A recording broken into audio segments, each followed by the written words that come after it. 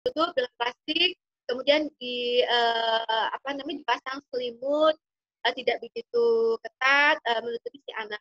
Kemudian dihadapkan ke arah si pengasuh seperti itu.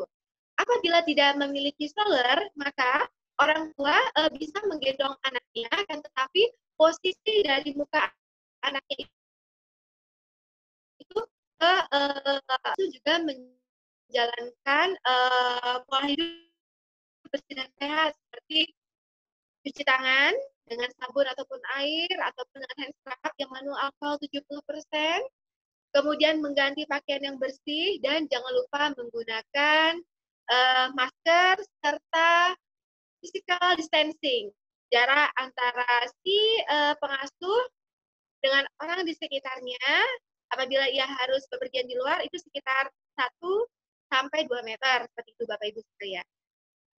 Nah, kemudian selain itu juga apabila memang anak kita tidak bisa dipungkiri misalnya harus dibawa ke institusi pelayanan kesehatan untuk dilakukan imunisasi dan sebagainya, ya kan? Itu bisa kita bawa anak kita ke rumah sakit ataupun puskesmas.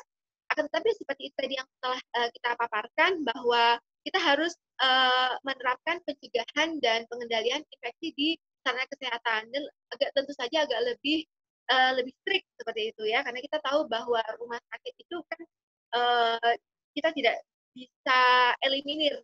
Mungkin ada beberapa pasien yang memang mungkin dia dengan OTG ya ataupun ODP yang mungkin saat itu memang ada di sekitar anak kita. Jadi lebih sekali lagi menggunakan masker, kemudian hand sanitizer dan betul-betul physical distancing dan sebagainya. Oke, mungkin itu tadi sepintas mengenai definisi ataupun penyebab ya dari COVID-19 ataupun rekomendasi standar dan bagaimana proses terjadinya penularan antara satu orang dengan orang lain. Mungkin Bapak Ibu sekalian dari literatur yang ada bahwa sesungguhnya insidensi COVID-19 antara anak-anak dengan orang dewasa itu mungkin masih sedikit ya kalau kita lihat dari literatur untuk anak-anak saat ini dari penelitian terbaru dari Wu dan kawan-kawan pada tahun 2020 diketahui bahwa insidensi dari COVID-19 pada anak-anak di usia di atas 10 tahun itu hanya berkisar 1%. Sementara di bawah 10 tahun itu berkisar 0,9%. Memang adanya perbedaan yang cukup signifikan insidensi pada anak-anak dan dewasa ini jangan sampai menjadi kita kendor dalam men-treat anak kita supaya tidak tertular dengan COVID begitu ya. Mungkin bisa dipahami juga mengapa pada anak-anak insidensinya lebih rendah. Poin satu bisa dikatakan bahwa mungkin anak-anak kita lebih men-treat anak-anak dengan baik, anak-anak lebih di rumah dan tidak terekspos dengan dunia luar. Kalau orang tua ataupun remaja yang lebih besar mungkin dia harus lebih banyak menghabiskan waktu di luar rumah, terekspos dengan dunia luar, dengan teman-teman ataupun dengan Bapak Ibu dengan rekan kerja ataupun harus pergi berbelanja dan lain sebagainya itu harus banyak terpapar tentu saja mudah riskan untuk terinfeksi dengan virus ini beda dengan anak-anak. Atau poin yang kedua dari literatur juga diketahui bahwa ternyata mungkin bisa disampaikan bahwa tingkat imunologi dari anak-anak itu mungkin bisa lebih baik dalam mencegah untuk terjadinya COVID-19. Atau poin yang ketiga, dari literatur juga kita bahwa ternyata dari ukuran pun COVID-19 ini, mohon maaf, SARS coronavirus 2 ini ukurannya juga lebih makro seperti itu ya dibandingkan dengan virus-virus lain sejenisnya seperti itu. Dan itu masih berupa beberapa dugaan-dugaan dari ahli karena hingga saat ini terus terang juga ahli pun juga masih menyelidiki dengan pasti kenapa sih pada anak-anak insidensinya itu lebih rendah ketimbang pada dewasa. Itu saja Bapak Ibu mungkin yang bisa saya sampaikan intermezzo. Kemudian selanjutnya saya akan sedikit bercerita ataupun membahas beberapa mitos-mitos dan fakta tentang COVID-19 ini yang selama ini mungkin sering ya berseliweran di media sosial Bapak dan Ibu sekalian. Seperti yang pertama, apakah dia tertular dari kentut? Ya, tentu saja tidak. Tentu saja tidak. Hingga saat ini masih para ahli dari WHO juga disampaikan bahwa proses penularan transmisi penyakitnya itu adalah dari droplet, percikan dari batu ataupun bersin atau saat kita ucap seperti itu. Oleh karena itu penting kita menggunakan masker ya. Masker tidak mesti harus menggunakan masker yang bedah atau masker surgical ataupun N95, cukup masker biasa itu masih bisa kita aplikasikan untuk anak kita, untuk tentu saja untuk usia di atas 2 atau 3 tahun, Bapak Ibu sekalian. Kemudian poin yang kedua, apakah mitos dan fakta lainnya, apakah alat pengering tangan dapat membunuh virus COVID-19? Jawabannya adalah tidak. Tidak, Bapak Ibu sekalian, karena untuk mencegah tertular coronavirus itu hanya dengan proses tadi yang telah kita bahas, yaitu dengan lebih sering untuk mencuci tangan, baik dengan sabun ataupun dengan hand scrub, seperti itu selama 20-30 detik. Dan caranya juga saya yakin Bapak dan Ibu sekalian sudah tahu ya caranya, bisa dilakukan di tangan, kemudian dioles 1, 2, 3, 4, oke. Kemudian setelah itu di punggung tangan yang salah satunya 1, 2, 3, 4. Kemudian di punggung tangan sebelahnya lagi 1, 2, 3, 4. Di sela-sela jari jemari 1, 2, 3, 4. Kemudian diselungkupkan antara jari jemari 1, 2, 3, 4. Dan yang terakhir adalah di antara jempol, namanya di telapak tangan, seperti itu. Kurun waktu 20-30 menit.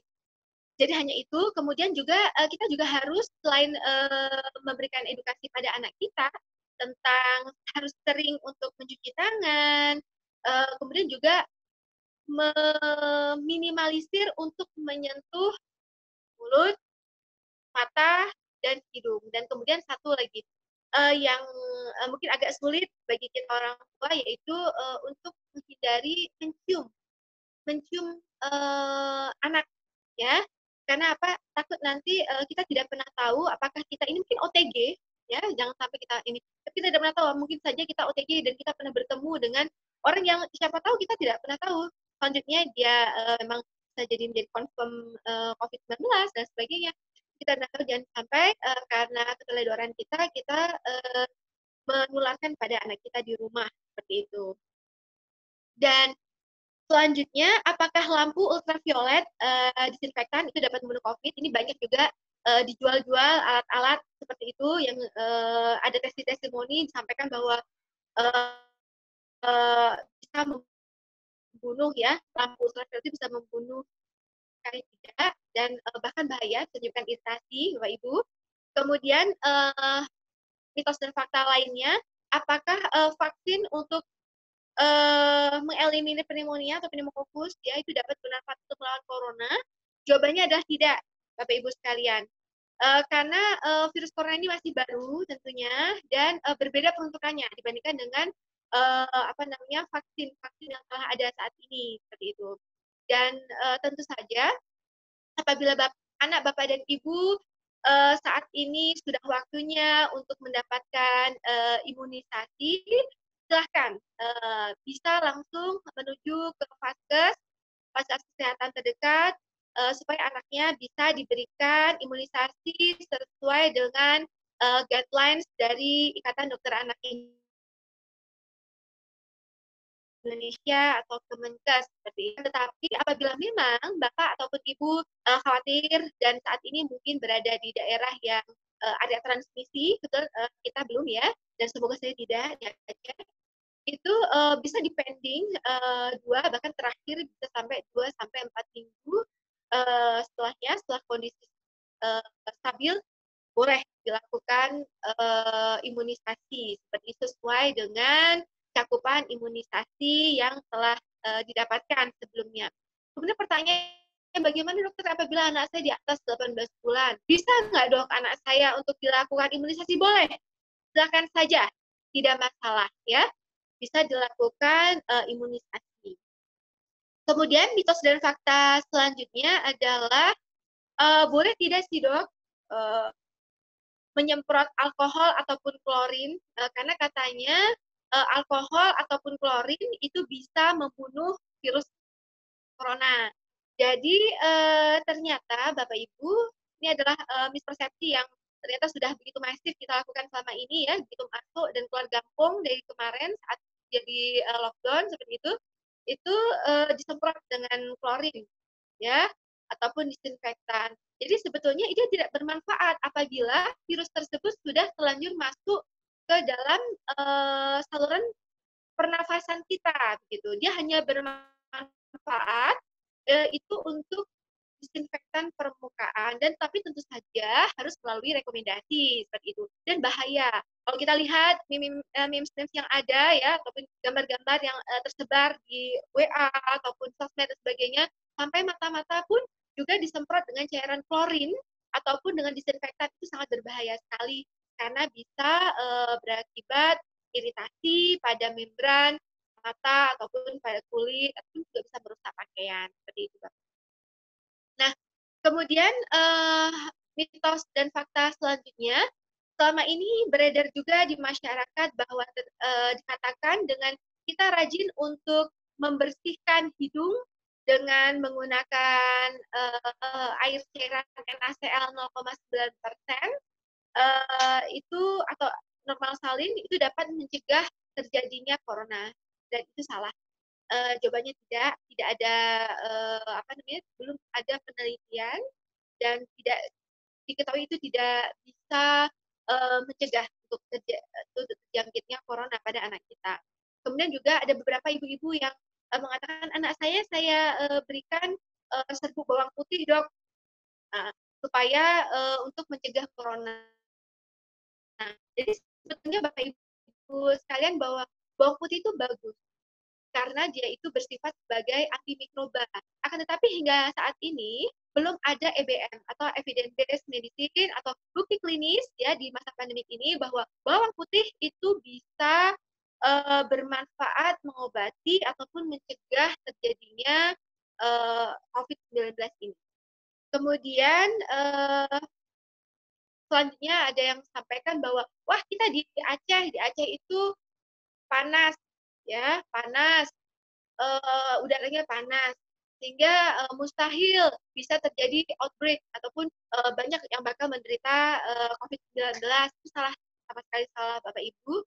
Karena dari literatur yang telah dipublish oleh WHO disampaikan bahwa persebaran dari COVID-19 ini tidak dipengaruhi oleh iklim. Jadi dia bisa di daerah yang panas seperti di pesisir, di daerah Banda Aceh, ataupun di daerah Benar Meriah ataupun Takengon yang relatif suhunya itu dingin, itu akan memberikan perbedaan signifikan terhadap itu tidak. Jadi masing-masing apabila tidak melakukan upaya preventif, physical distancing dan lain sebagainya, ayal bisa COVID-19 ini bakal merebak dengan cepatnya di daerah kita seperti itu. Kemudian selanjutnya, apakah hanya orang tua saja yang bisa kena corona, dok? Tidak. Jadi corona ini bisa terkena pada semua lapisan usia, baik itu pada anak-anak, bayi sekalipun, dan kita jangan jumawa karena di Indonesia, walaupun di Aceh belum ada bayi yang yang terindikasi terinfeksi dengan COVID-19, tapi di Pulau Sumatera itu sudah ada kasus termuda itu usia 4 bulan, ya. 4 bulan menderita COVID-19. Jadi kita jangan anggap sepele. Karena semakin muda pasien tersebut terinfeksi dengan COVID-19, maka prognosanya itu juga tentu saja semakin jelek. Nah, kemudian adakah obat-obat spesifik atau yang untuk mencegah atau mengobati coronavirus. Jadi jawabannya hingga saat ini belum ada Bapak Ibu sekalian. Jadi yang paling penting adalah kita menerapkan PHBS, pola hidup bersih dan sehat, dengan yang tadi yang telah kita sampaikan, yang tidak bosan-bosannya yaitu cuci tangan sesering mungkin dengan air dan sabun atau dengan hand scrub, kemudian mengeliminir apa namanya anak kita supaya tidak apa namanya berada di kerumunan massa, ya kan. Kemudian yang poin yang ketiga, mengajarkan pada anak kita untuk etika batuk ataupun bersin yang benar, dan mengedukasi anak kita untuk seminimal mungkin menyentuh mulut, hidung, mata, dan sebagainya. Serta yang tidak kalah pentingnya adalah memberikan asupan nutrisi yang baik untuk anak kita. Jadi asupan nutrisi itu tidak mesti sesuatu yang mahal, tapi juga sesuatu yang biasa saja, yang sesuai dengan kemampuan ekonomi kita, tapi itu juga tentunya bisa support dari imunitas anak kita apabila diberikan dengan baik, seperti itu ya. Dan tentu saja saat ini juga banyak beberapa produsen obat yang memberikan iming-iming. Kenapa ini pasti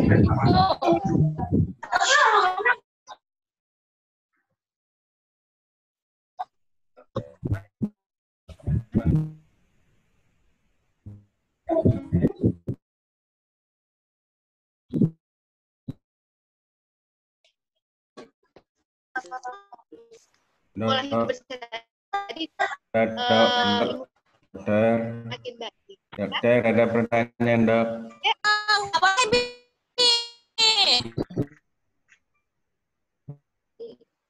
Mohon maaf untuk pertanyaannya, di stop dulu, nanti kita buka sesi tanya jawab ya.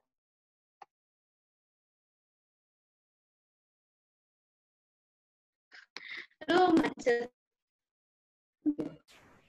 Di chat ada pertanyaannya. Di chat ada pertanyaannya, coba dilihat. Di chat ada pertanyaannya 1 dan 2.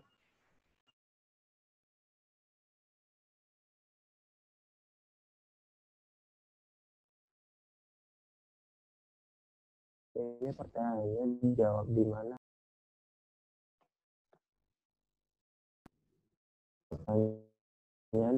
Pertanyaan melalui chat ya.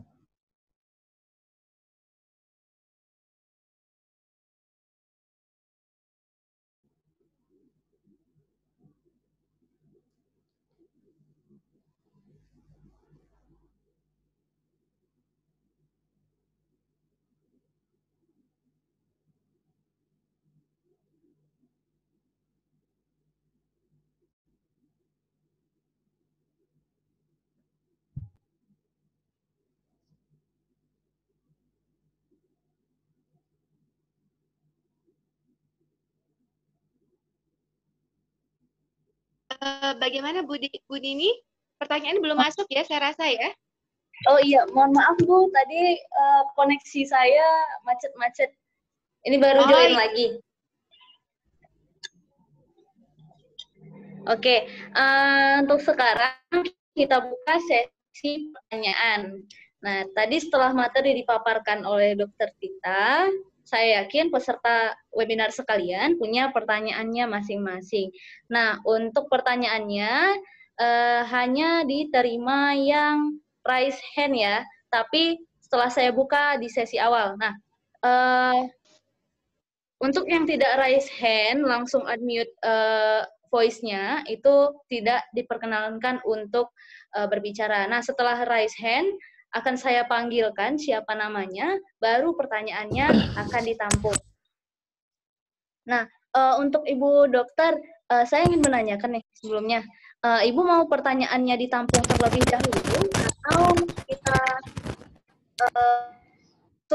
mau dijawab gitu, Bu? Oh, dijawab saja, nggak masalah. Oh, nanti pada akhir ya kita jawab saja supaya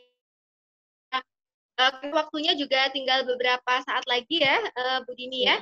Tinggal kurang lebih 1 menit lagi waktu yang tersisa. Jadi supaya cepat mungkin bisa ditampilkan ataupun ditanyakan sehingga saya bisa menjawabnya. Kemudian nanti di akhir kita akan pilih pertanyaan yang menarik dan mendapatkan door prize. Oke, baik. Ini saya buka langsung sesi pertanyaannya. Tapi ini udah ada 5 orang ya yang langsung, 6 orang bertambah. Nah, jadi saya pilih random ya. Saya pilih random karena agak susah lihat siapa yang awal raise hand tadi, karena saya lewat HP. Saya random ya. Untuk Lia Utari. Kepada Lia, saya persilakan untuk bertanya. Baik, Assalamualaikum dokter. Waalaikumsalam warahmatullahi wabarakatuh, Lia. Perkenalkan dokter, saya Lia Utari dokter, salah satu mahasiswa FK. Jadi saya mau bertanya dokter, terkait dengan anak. Kan kalau misalkan kita berpacu kepada demam saja, anak kan sering mengalami demam dokter, sebagaimana yang kita tahu. Nah, ada yang jadi pertanyaan saya, apakah ada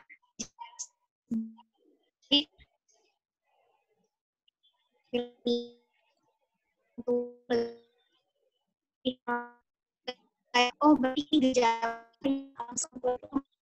Waduh, saya nggak bisa dengar ini suaranya, Lia. Koneksinya kayaknya.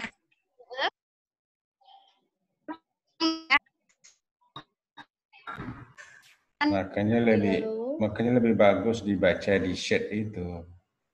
Oke. Nggak bisa langsung. Ada yang ditulis di chat, ya baca di chat itu ada 6 orang berapa, itu aja yang dibaca. Bagus. Ya, mungkin bisa kita ini pertimbangkan untuk. Oke, kita pertimbangkan ya, kita tampung dulu. Tapi untuk yang raise hand tadi saya dapat info nih, ada yang pertama raise hand tadi untuk Hikmah Handayani ya, kita pindah ya, Bu Dokter ya. Iya. Untuk pertanyaannya dari Hikmah Handayani terlebih dahulu nih. Halo.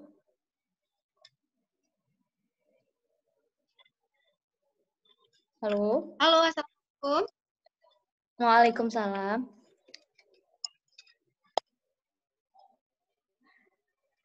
Oke, kepada Hikmah Handayani dipersilahkan. Assalamualaikum warahmatullahi wabarakatuh. Waalaikumsalam warahmatullahi wabarakatuh. Maaf Kak, sebelumnya apa nggak lebih bagus lewat chat aja?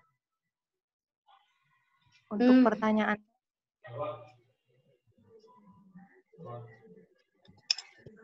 Halo Kak. Ya, halo. Apa nggak lebih bagus? Ini saran saya lewat chat aja gitu Kak, bisa dikirimkan pertanyaannya. Karena koneksi juga kadang-kadang kurang bagus gitu ya. Lebih bagus. Oh, lewat chat aja berarti. Lebih bagus melalui chat saja, dibacakan. Oke, baik. Baiklah, karena sudah banyak yang menyarankan kita lewat chat, saya bacakan lewat chat ya. Iya, boleh Kak. Oke. Pertanyaannya yang saya dari Hikmah tadi, Kak Hikmah tadi udah chat ya, di chat ya? Iya udah Kak. Tadi sebelum baru aja yang mah kirim via chat.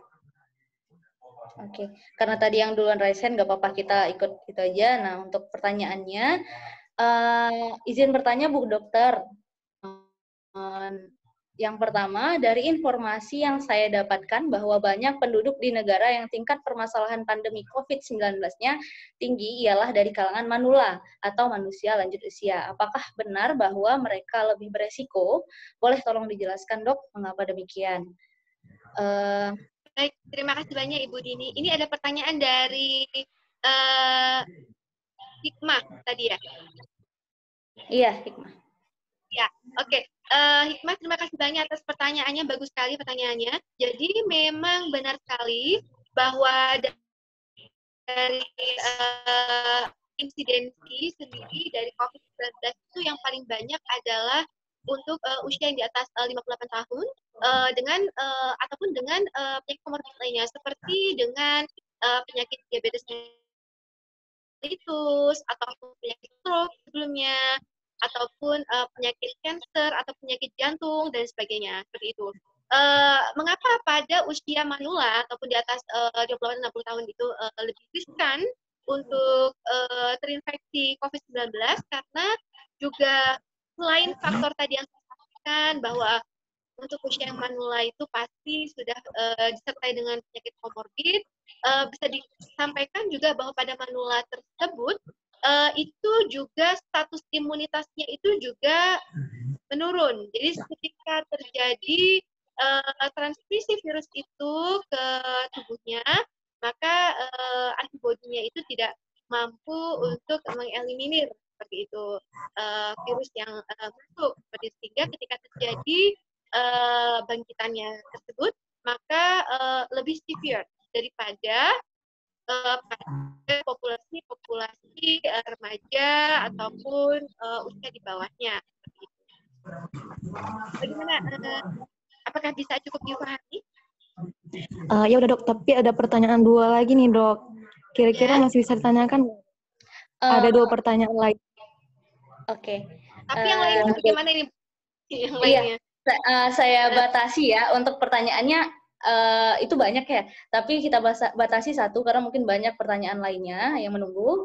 Supaya Waktu juga singkat ya. Nanti akan kita bacakan lagi. Nah, Kalau 1 lagi boleh? Kenapa? Kalau 1 lagi pertanyaan boleh nggak? Simpan dulu ya, boleh ya, karena yang lain udah banyak juga yang ingin bertanya. Nah, tadi yang pertama sekali, Lia Utari juga sudah menanyakan via chat yang pertama, itu pertanyaannya Bu Dokter, apakah ada gejala khusus pada anak jika seorang anak terinfeksi COVID-19 sehingga memungkinkan orang tua berpikiran untuk memeriksa khusus terkait virus tersebut? Terima kasih banyak, Dokter. Baik, terima kasih pertanyaan yang bagus sekali dari Lia Utari ya. Memang sesungguhnya gejala klinis COVID-19 pada anak itu secara umum bisa dikatakan hampir sama dengan orang dewasa. Mereka akan mengalami flu-like syndrome seperti demam ya, kemudian yang disertai ya gejala-gejala sistem pernapasan seperti batuk, pilek, nyeri menelan, kemudian sesak nafas, kemudian bahkan ada gangguan pada infeksi paru-paru. Akan tetapi pada anak yang lebih muda ataupun anak-anak dengan imunokompromis ya, itu cenderung gejalanya itu tidak khas, sehingga perlulah di sini sesungguhnya peran orang tua untuk betul-betul men-treat anaknya dan menjaga anaknya supaya walaupun saat ini memang ya kita tidak menerapkan katakanlah lockdown atau PSBB dan sebagainya ya di ini ya di daerah kita, ada baiknya orang tua itu betul-betul melakukan pengawasan mandiri terhadap anak-anaknya, self monitoring seperti itu, karena ini kan fase-fase Ramadan. Jadi yang ditakutkan adalah ada banyak beberapa dari saudara-saudara kita yang datang dari daerah yang transmisi ya, area transmisi pulang kampung atau katakanlah mudik, whatever, apapun itu ya istilahnya ya, sehingga dan mungkin mereka itu tanpa bergejala, OTG, akan tetapi dia karier. Nah ini yang kita waspada, yang kita takutkan, sehingga betul-betul anak kita betul-betul kita jaga, hindari untuk bertemu dengan orang lain, ada space 1-2 meter, diberikan masker dan sebagainya. Nah, apabila anak kita mengeluhkan keluhan yang tadi yang kita sampaikan, seperti demam, ataupun disertai dengan batuk, awalnya sebagai orang tua itu bisa melakukan tata laksana awal, diberikan obat paracetamol ya sesuai dengan dosis ya, 15 mg berat badan ya, dan bisa diberikan ya jika suhunya tinggi di atas 8 derajat Celcius bisa bahkan diberikan tiap 4 jam seperti itu, atau batuk dan pilek bisa diberikan. Akan tetapi jika gejala tersebut tidak membaik dalam 2 atau 3 hari dan dirasa anak kondisi klinisnya itu semakin memburuk, maka jangan ditunda kembali, harus segera ke Vaskes atau fasilitas layanan kesehatan terdekat. Seperti itu untuk diperiksa, dilakukan pemeriksaan pada anak kita. Seperti itu. Apakah cukup difahami, Lia, untuk jawaban yang sudah saya berikan? Halo? Oke, sepertinya sudah cukup, Bu Dokter ya. Ya. Nah, kita lanjut ke pertanyaan selanjutnya, Bu. Dari Bapak Supardi Jamal. Pertanyaannya, apa maksudnya dengan knowledge, attitude, and practice terhadap COVID-19? Terima kasih. Oke, baik. Terima kasih banyak Bapak Jamal. Pertanyaannya bagus sekali ya Pak ya. Apa yang dimaksud dengan knowledge, kemudian attitude, and practice? Jadi knowledge itu berarti kan pengetahuan. Jadi masyarakat itu memang harus mendapatkan pengetahuan yang mumpuni dari pemerintah tentunya tentang pengetahuan tentang COVID-19 ini. Yang terlebih adalah bagaimana transmisinya, kemudian bagaimana cara untuk upaya preventifnya, kan bagaimana untuk karena awal sehingga ketika diketahui case-nya itu tidak dalam kondisi severe gitu, jadi harus segera dibawa ke fasilitas kesehatan. Kemudian attitude yang baik. Jadi attitude yang baik bisa disampaikan di sini bahwa kita jangan sampai sampai saat memberikan beberapa seperti misalkan penggunaan masker, kemudian physical distancing dan sebagainya itu itu juga harus kita jalankan dengan baik itu, dan tidak ada lah istilah mungkin meremehkan dan menganggap enteng bahwa kita daerah panas dengan mustahil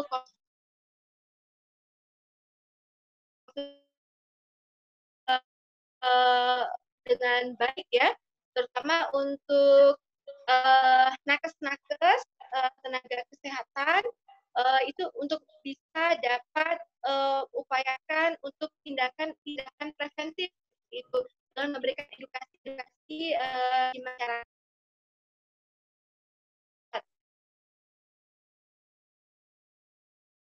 Itu. Jadi saya rasa untuk knowledge, attitude, dan practice itu adalah satu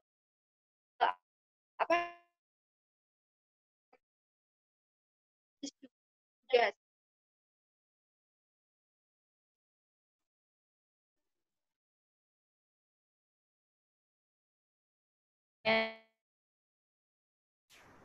Terima kasih. Saya ingin kan tadi ini kan harus tuliskan pertanyaan nomor 1 tadi siapa ya namanya Bu? Karena saya harus memilihkan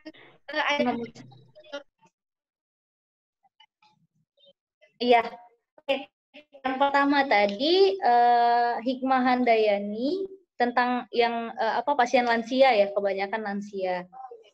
Hikmah Handayani. Yang kedua ada Lia Utari.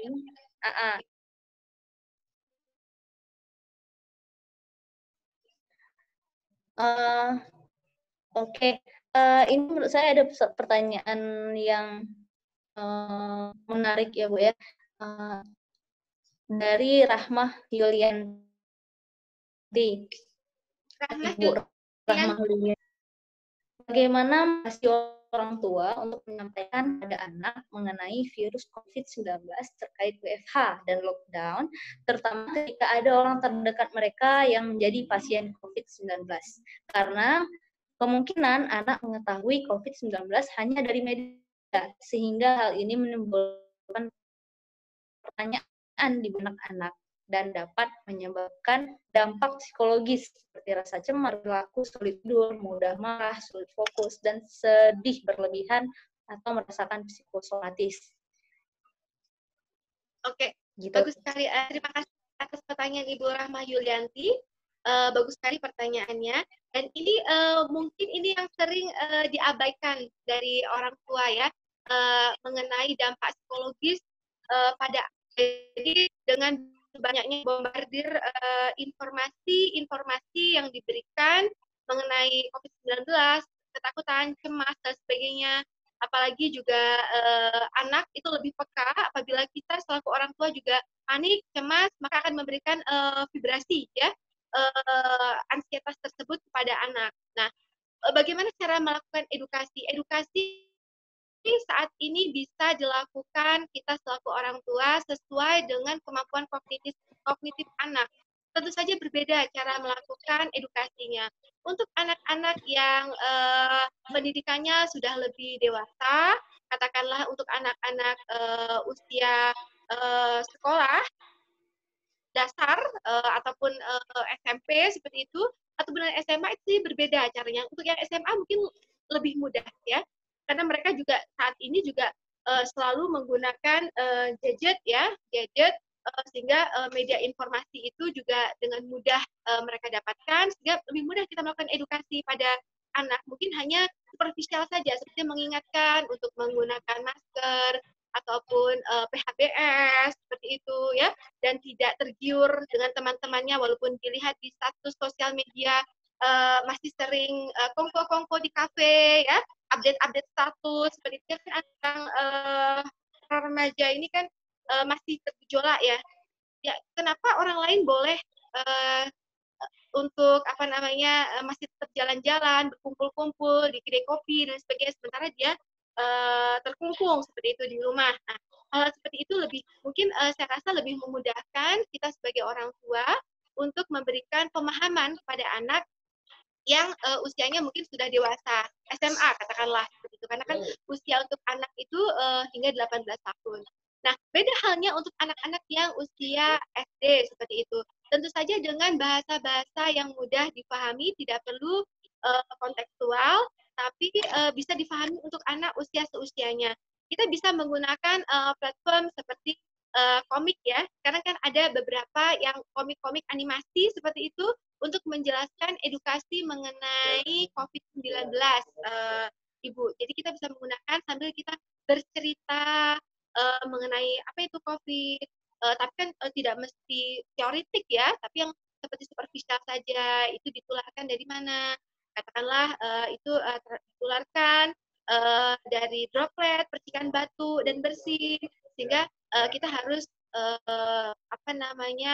berjaga jarak dengan orang sekitar, tidak usah bersentuhan, salaman, salim dan sebagainya. Walaupun ada kita saat ini di negara Aceh kan memang betul-betul untuk tutur kata ataupun tindak tanduk itu betul-betul dijaga seperti dengan orang yang lebih tua, salam, salim dan sebagainya. Itu mungkin hal seperti itu juga harus mulai kita edukasikan. Dan saya rasa untuk anak SD itu masih lebih memahami ya, mudah untuk memahami bagaimana mengenai COVID ini. Terutama juga untuk upaya preventifnya. Untuk yang kuratif dan sebagainya itu tidak perlu kita sampaikan ya. Mungkin superficial saja bahwa ketika dia mendapatkan informasi ada yang meninggal, dilempar-lempari batu, anak kan pasti cemas, takut seperti itu ya. Itu kita sampaikan. Oleh karena itu penting untuk kita melakukan edukasi untuk menjalankan PHBS, makan makanan yang nutrisi, supaya nanti tidak terjangkit penyakit seperti ini, karena penyakit ini berbahaya. Hal seperti itu saya rasa mudah dipahami untuk pikiran anak-anak. Dan untuk anak yang usia di bawah anak-anak usia di atas 3 tahun, mungkin hanya kita berikan edukasi-edukasi yang superficial seperti melihat. Jadi anak-anak seperti itu usia-usia saat itu dia cenderung melihat apa yang kebiasaan orang tuanya. Jadi mari kita juga sebagai orang tua tidak lalai seperti itu. Anak usia yang lebih kecil itu dia akan melihat, dia menduplikasi apa yang kita lakukan. Jadi tugas kita adalah kita semaksimal mungkin, nanti dia akan melihat Jadi kita betul-betul ketika kita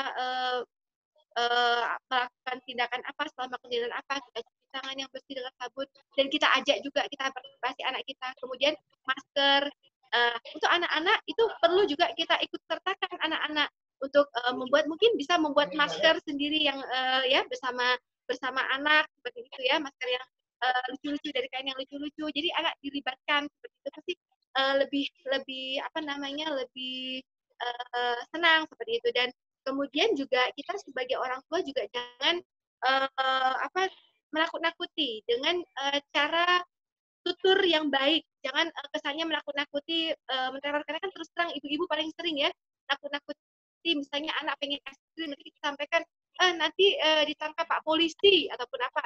Seperti misalnya anak pengen pergi main-main di luar sama teman-temannya, nanti kita bilang bahaya itu, nanti ada yang meninggal, seperti itu. Hal seperti itu mungkin bahasa lisannya itu patut kita perhatikan lebih lagi supaya anak tidak cemas seperti itu ya.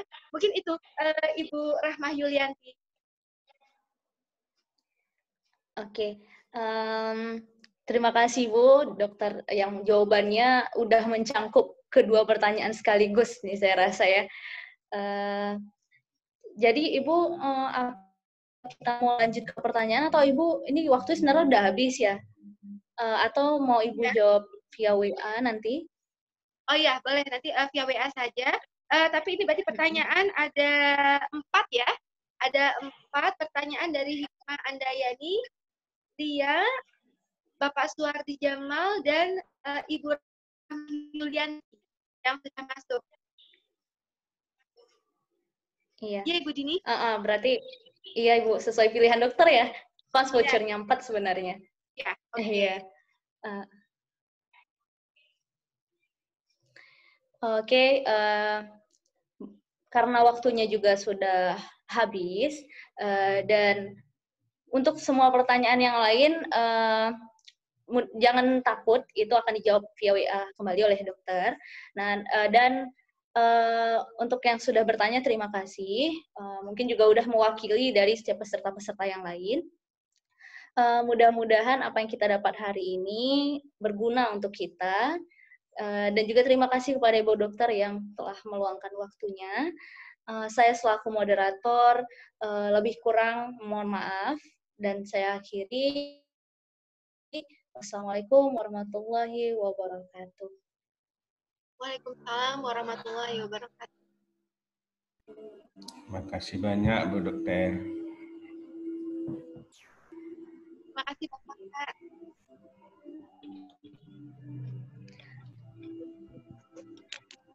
Baik, terima kasih. Iya, terima kasih kembali. Oh iya, sebelumnya kita di akhir ada foto bareng ya. Masih ada yang join kan? Kita foto terlebih dahulu. Iya, saya masih hadir. Untuk yang bisa yang bisa aktif videonya, silakan diaktifkan untuk kita berfoto dulu. Jangan lupa dikirim ke WA. Iya, nanti dari pihak panitia kan. Oke. Saya hitung mundur ya kali ya. Baik. Udah on semua?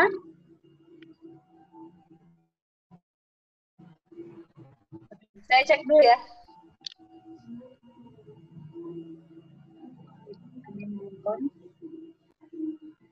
Udah on semua nih?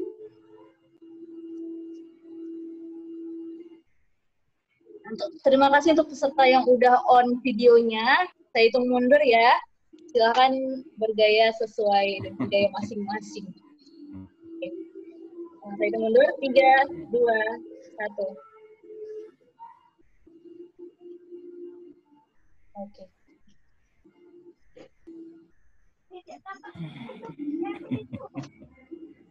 Oke, baik. Sudah. Mudah-mudahan jadi ya video fotonya, maksudnya jadi fotonya. Kalau jadi nanti akan di-share ke grup WA. Terima kasih sekali lagi. Assalamualaikum warahmatullahi wabarakatuh. Waalaikumsalam warahmatullahi wabarakatuh.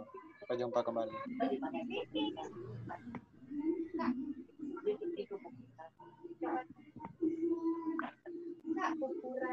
Pak Mamun yang mana? Sebelah nih, Han. Emang sendiri dah? Pindah sana kan? Pindah di situ yang mana tinggal kan?